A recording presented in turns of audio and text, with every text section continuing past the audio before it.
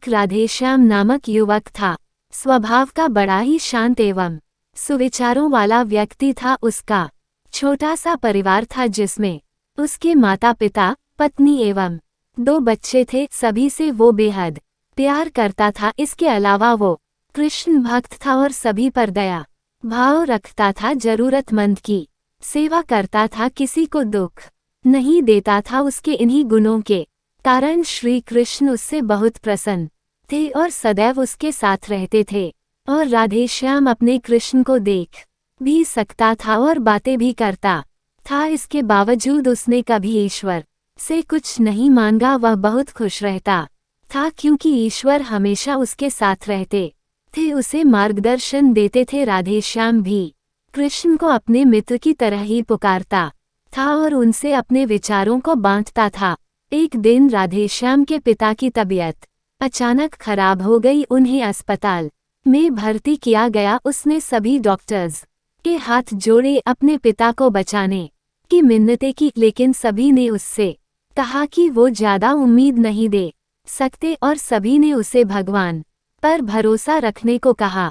तभी राधेश्याम को कृष्ण का ख्याल आया और उसने अपने कृष्ण को पुकारा। कृष्ण दौड़े चले आए। राधेश्याम ने कहा, मित्र तुम तो भगवान हो, मेरे पिता को बचा लो। कृष्ण ने कहा, मित्र ये मेरे हाथों में नहीं है, अगर मृत्यु का समय होगा तो होना तय है। इस पर राधेश्याम नाराज हो गया और कृष्ण से लड़ने लगा। गुस्से में उन्हें कोसने लगा। भगवान ने भी उसे बहुत समझाया पर उसने एक ना सुनी।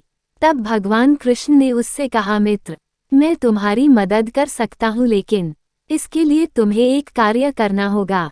राधेश्याम ने तुरंत पूछा, कैसा कार्य?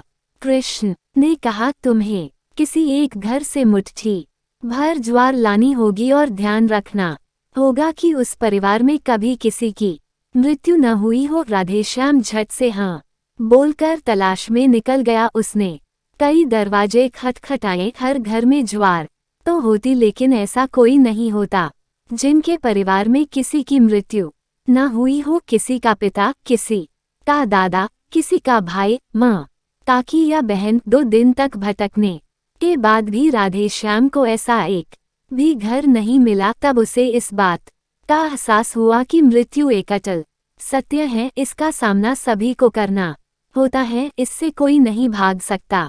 और वो अपने व्यवहार के लिए कृष्ण से क्षमा मांगता है और निर्णय लेता है जब तक उसके पिता जीवित हैं उनकी सेवा करेगा। थोड़े दिनों बाद राधेश्याम के पिता स्वर्ग सिधार जाते हैं। उसे दुख तो होता है, लेकिन ईश्वर की दी उस सीख के कारण उसका मन शांत रहता है। दोस्तों, इसी प्रकार हम सभी को इस सच को स्वीकार करना चाहिए कि मृत्यु एक अटल सत्य है।